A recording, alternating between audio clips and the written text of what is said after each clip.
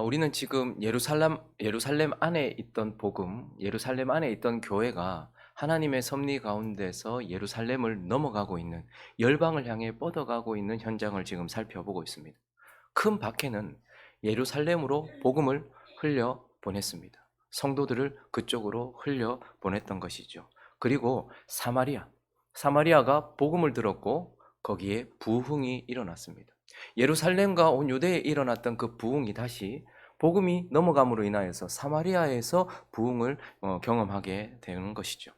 그런데 하나님께서는 이 부흥의 현장, 이 기쁨의 현장에서 커다란 부흥보다는 거기에 있는 특별한 두 사람에게 우리의 시선을 빼앗고 계십니다. 그것을 바라보도록 하고 계신다라는 것. 지금 사마리아성 전체가 부흥 가운데서 기쁨 가운데 있는 것 같은데 주님은 특별한 두 사람에게 우리의 시선을 지금 이끌어가고 계시는 거예요.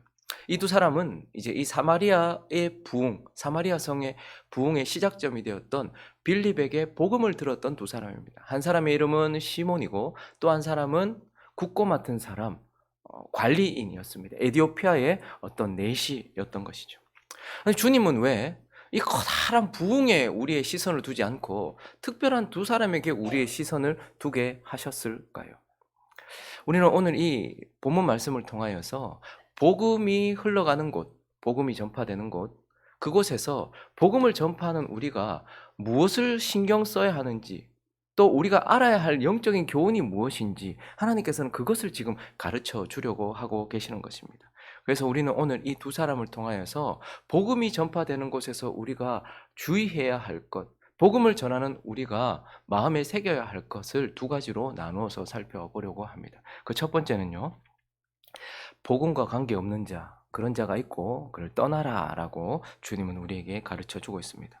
주님은 먼저 이 커다란 부흥이 아니라 한 사람에게 초점을 맞추고 계시는데, 우리에게 주목시키는 한 사람은 9절에 나오는 사람입니다.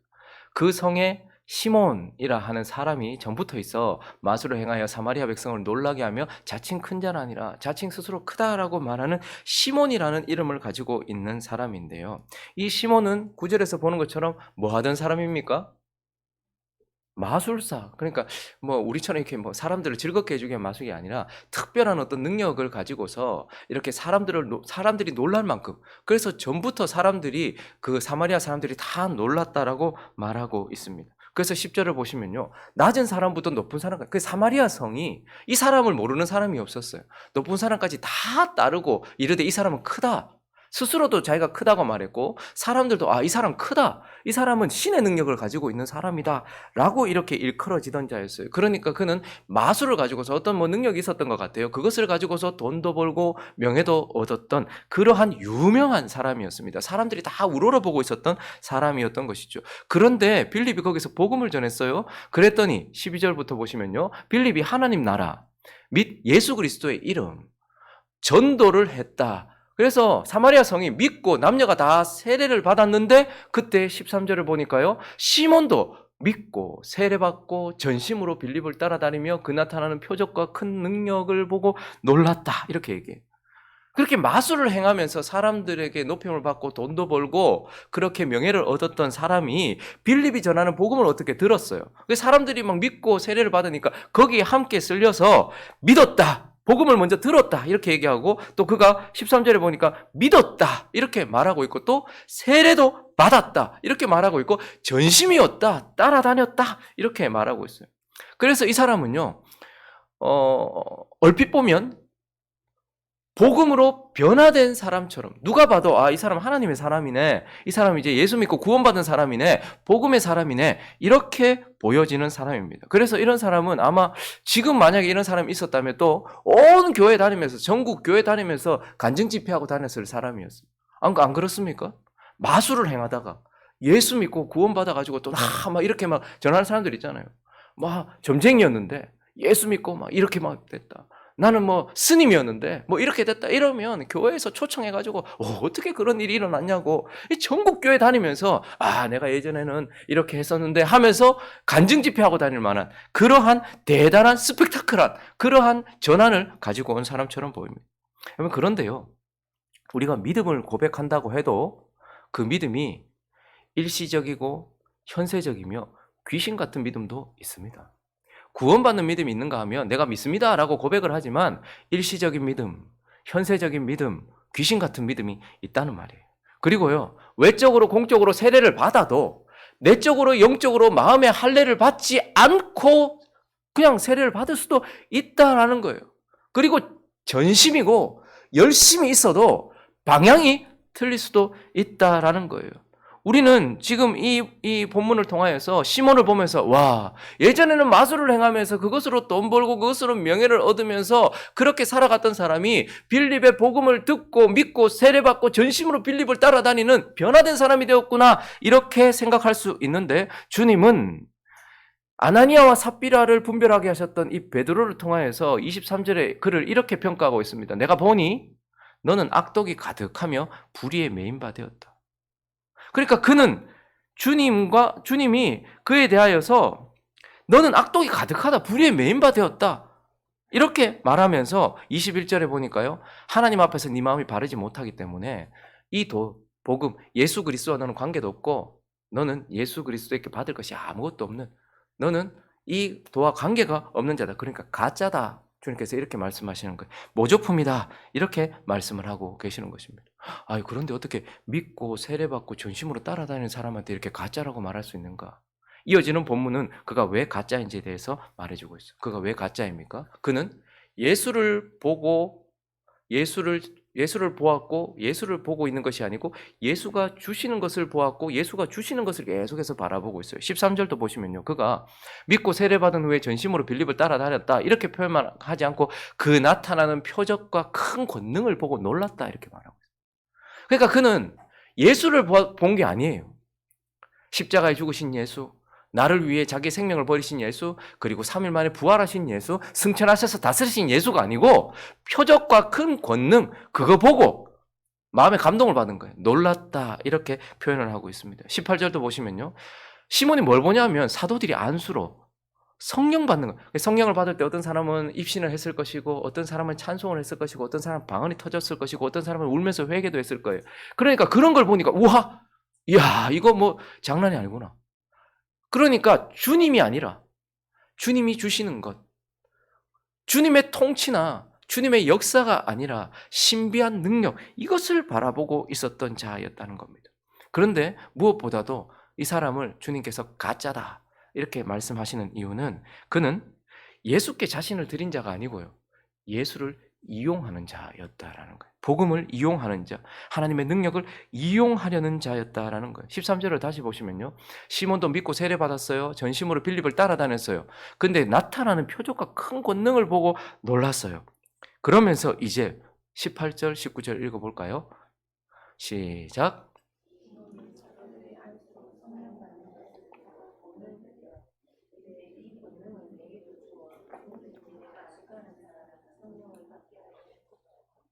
예수, 이건 관심 없어요. 와, 뭐 이런 게 다 있냐? 그러니까 돈을 줘서 이 능력, 이 권능 내한테 주셔서 나도 이렇게 할 수 있게 해주세요라고 얘기하고 있어요. 그래서 시몬이라는 이름에서 그 성직 매매라는 단어 시몬이가 이렇게 나오는 거예요. 돈을 주고 이 능력을 살려고 했던. 그러니까 희한한 사람이 등장했습니다.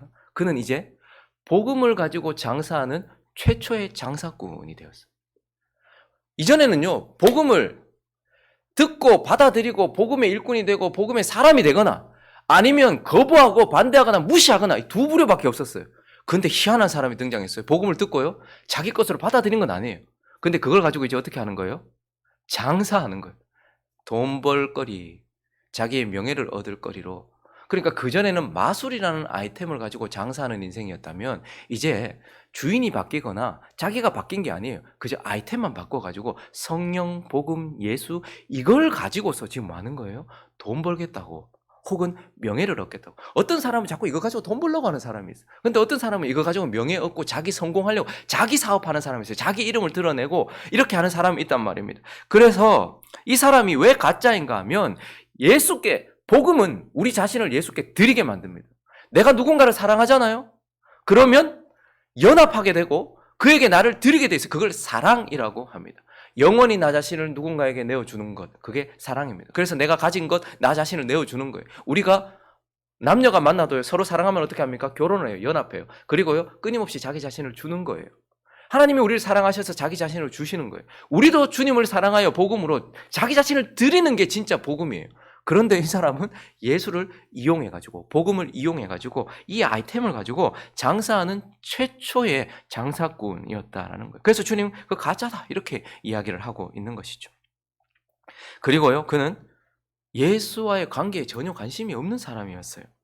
20절을 보시면요, 이렇게 선포를 했습니다. 베드로가 이르되 네가 하나님의 선물을 주고 네가 하나님의 선물을 주고 돈 주고 살 줄로 생각하였으니 네 은과 내가 함께 망할지어다. 너 망할 거다.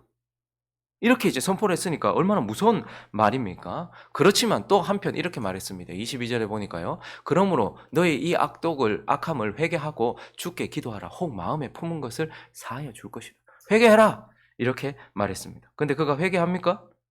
23절에 또 이렇게 얘기합니다. 너 지금 악이 가득하다. 불의로 메인바 되었다. 그랬는데 그가 어떻게 말합니까? 24절 시작.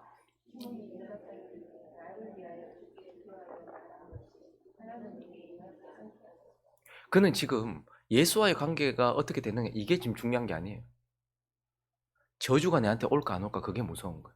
그래서 그는 지금 나 위해서 자기가 회개하는 게 아니고 자기는 아무것도 안 하려고 해요. 나 위해서 기도해줘서 예수와 끊어지지 않게 해주십시오. 내가 예수 붙들게 해주십시오. 이게 아니고 저주가 내게 임하지 않도록, 그 말했던 것이 하나도 내게 임하지 않도록 그거 해달라고. 지금 예수와의 관계가 중요한 것이 아니에요. 그냥 저주를 피하는 것이 목적인 거예요. 그리고 너 악독이 가득하다, 불의에 메인바되었다 이렇게 얘기해요. 그런데요, 자기 자신은 하나도 바꾸지 않고 저주를 피하려고 하는 것, 그것이 그의 목표였다는 것이죠. 그러니까 그는 예수와 아무 상관이 없는 자였다라는 것이고, 그래서 그는 복음으로 난 자가 아니고 모조품이고 가짜다 이렇게 말하고 있어요. 이 이후에 이 시몬이라는 사람은 어떻게 되었을까요? 성경에는 더 이상 이 사람에 대해서 나오지 않습니다. 그런데 이제 초대 교회의 여러 가지 역사적 문헌이나 그리고 초대 교부들이 이 사람에 대해서 기록한 것들이 몇 개 있어요. 이 사람은 결국 나중에 어떻게 되었을까요? 믿고 회개했을까요? 결국 회개하지 않아요.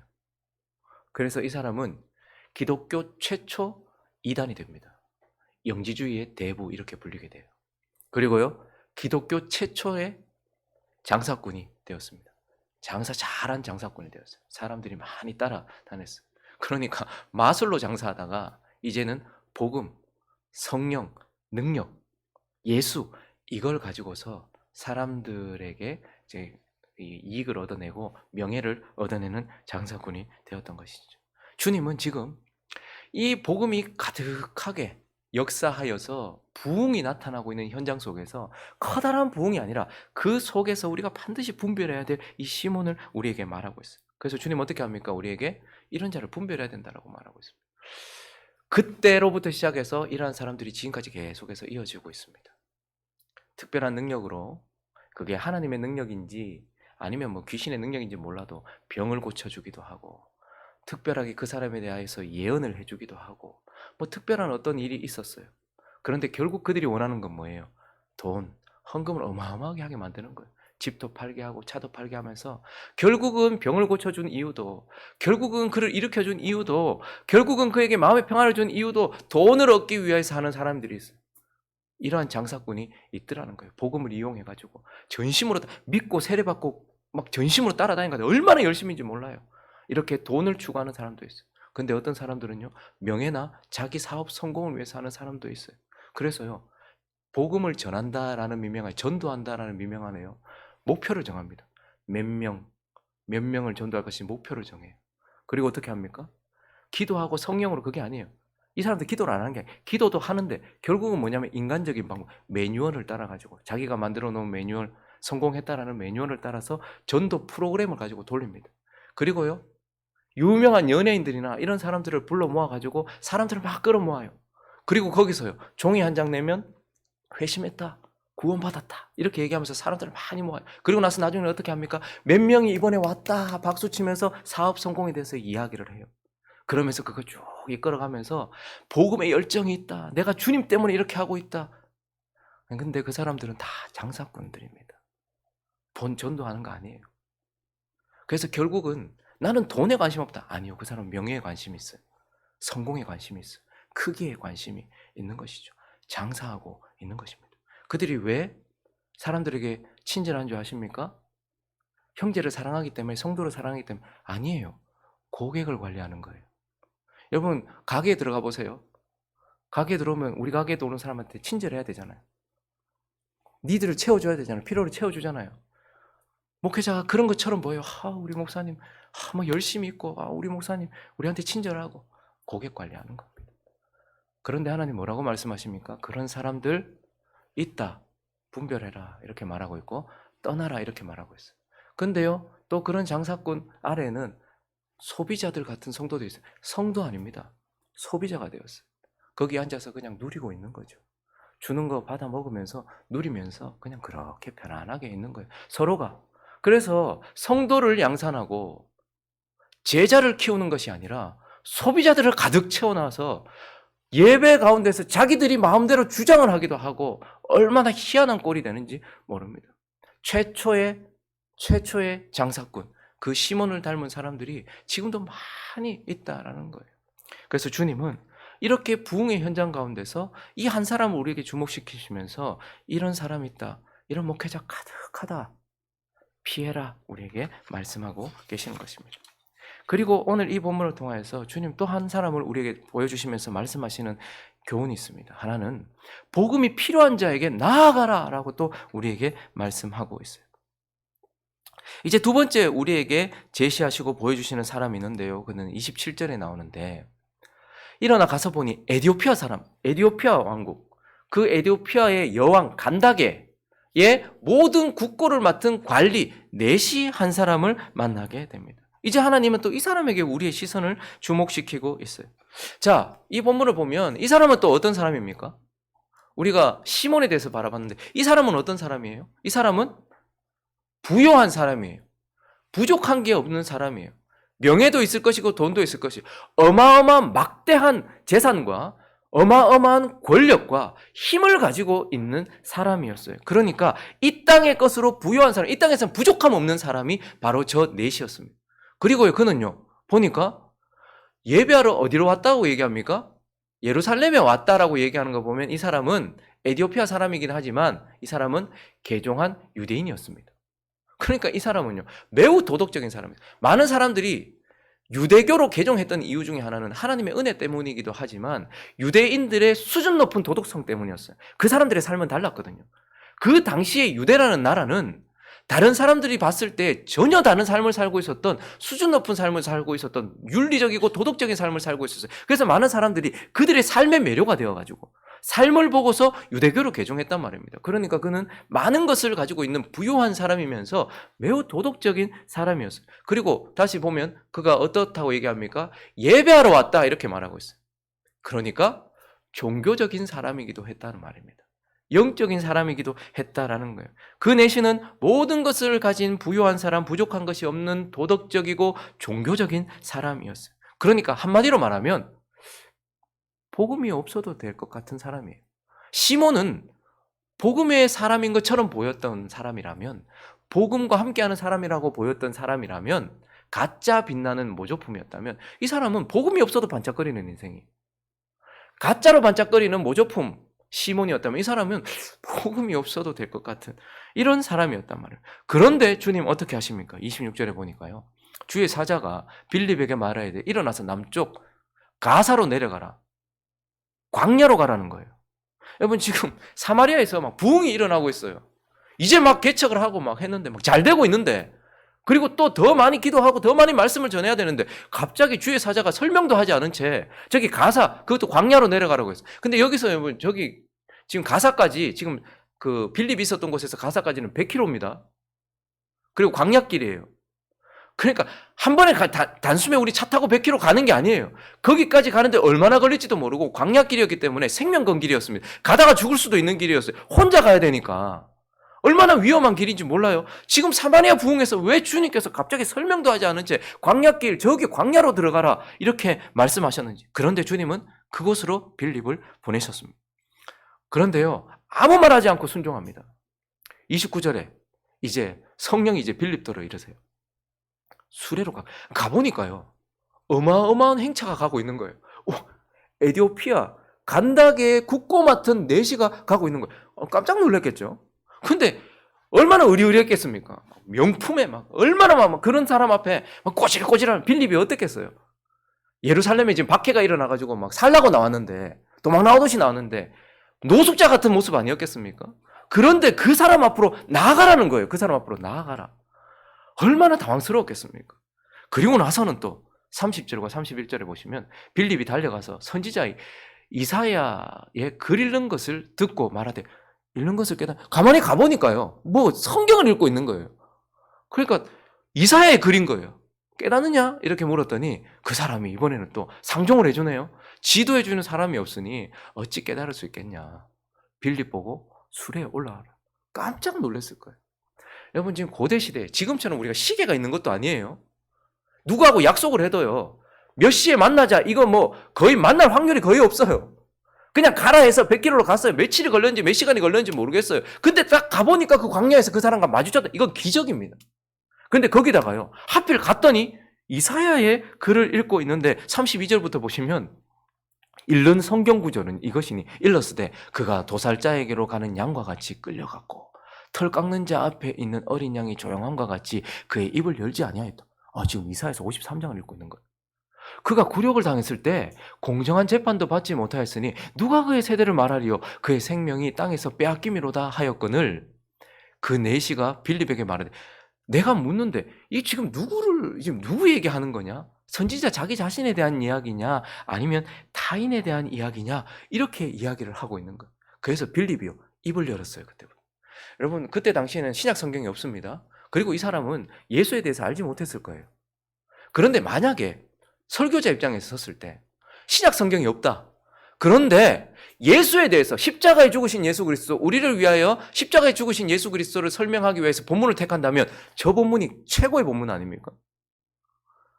저 본문이 지금 그가 딱 읽고 있는 거예요. 하필 그때에. 이건 시간 맞추려고 해도 할 수 없는 그런 상황이었죠. 그래서 그때부터 입을 열어서 예수를 가르쳐 복음을 전하기 시작했다라고 말하면서 하나님께서 가장 정확한 시간에 그를 만나게 하시고 가장 정확한 본문을 먼저 읽게 하시고 난 이후에 그에게 나아가서 복음을 전해주었다라고 이렇게 말하고 있어요. 그리고 이어지는 36절부터 보시면 이제요, 길 가다가 물 있는 곳에 이르렀어요. 그가 복음에 반응하기 시작했죠. 그래서 내가 세례받아야 되겠다. 무슨 거리낌이 있겠느냐라고 말하면서 명하여 수레를 멈추고 빌립과 내시가 둘 다 내려서 세례를 받았다. 이렇게 진짜 복음으로 변화되었다라고 말하고 있는 거예요. 자, 이 내시는요, 육안으로 보면, 시몬도 육안으로 보면 잘 분별이 안 돼요. 그런데 이 사람도 육안으로 보면, 내 같은 사람이 이 사람한테 뭐 줄 게 뭐가 있겠노 싶은 그러한 인생이지만, 그러나 예수가 없는 인생이었어요. 예배를 드려도, 하나님께 예배를 드리고 성전에 있어도 예수가 없는 인생이었어요. 예수가 필요한 사람이었다라는 말입니다. 그래서 하나님은 이렇게 복음이 필요한 사람에게로 나아가라 이렇게 말씀하고 있어요. 우리 주변에 저 사람은 아무것도 뭐 걱정할 것도 없고 문제 없을 것 같다, 그런 사람은 없다, 주님 말하세요. 그래서 우리에게 그런 사람에게 나아가라 이렇게 말하고 있어요. 그리고 그런 사람에게 나아갈 때 우리는 큰 자가 되어서, 대단한 자가 되어서 나가는 것이 아니고 작은 자가 되어서 나가요. 열왕기하 5장 1절부터 4절까지 보시면요, 아람 왕의 군대 장관 나아만은 주인 앞에서 크고 존귀한 자예요. 여호와께서 그에게 아람에게 구원을 하였기 때문에 그가 큰 용사였어요. 근데요, 그에게도 예수가 필요했습니다. 나병 환자였어요. 근데 그에게 누가 나가는 거 하니까 아람 사람이 때를 지어 나가서 이스라엘 땅에서 전쟁하고 있다가 이스라엘 완전히 박살났어요. 어린 소녀 하나 그냥 살아요. 포로였어요. 완전히 그냥 바닥 인생이죠. 근데 나만의 아내에게 수종 들었는데 종이었어요. 근데 그 여주인에게 나아가가지고, 우리 주인이 사마리아에 계신 선지자 앞에 계셨으면 좋겠습니다. 그가 그 나병을 고칠 겁니다. 복음을 전하고 있는 거예요. 그랬더니 나아만이요, 아람 왕에게까지 가서 이스라엘 땅으로 좀 보내주십시오, 이런 이야기를 하면서 아람 왕까지 움직이게 되는 거예요. 우리는 자꾸 우리가 큰 자가 되어서 누군가에게 나가려고 해요. 저기 막 돈도 잘 벌고 막 잘 나가고 있는 사람한테 이 막 꾸질꾸질한 삶을 살고 있는 내가 어떻게 나가나? 내가 좀 그래도 뭐 있을 만한 뭔가 좀 자랑할 만한 게 있어야지 저 사람도 나를 보면서 복음에 대해서 반응하지 않겠나 생각해요. 그러나 어린 소녀 하나, 그것도 포로, 거기다가요 노숙자 같은 빌립, 이런 사람이 나아가서 복음을 전하게 하시는 거예요. 주님은 우리에게 이 본문을 통해서 사람을 볼 때 영적으로 보라고 말합니다. 외적으로 보지 말아라. 그가 뭐 명품을 걸치고 있냐, 그게 중요한 게 아니다. 차를 뭘 타고 있냐, 집이 몇 채냐, 그게 중요한 게 아니다. 예수가 있냐 없냐, 그걸 봐라. 그리고 예수가 없다면 그에게 나아가라. 그리고 그에게 예수를 전해라. 그런데요, 놀랍게도 반응하지 않습니까? 우리에게 그 말씀을 하고 계시면서 하나님께서는 이제 복음이 없는 자, 복음이 필요한 자에게 우리에게 나아가라 라고 이렇게 말씀을 하고 있는 것입니다. 말씀을 정리하겠습니다. 복음은 모든 사람에게 필요한 것입니다. 복음이 필요 없는 인생은 없습니다. 그러므로 저와 여러분은 계속해서 모든 사람을 향해 나아가야 한다는 것을 기억하십시오.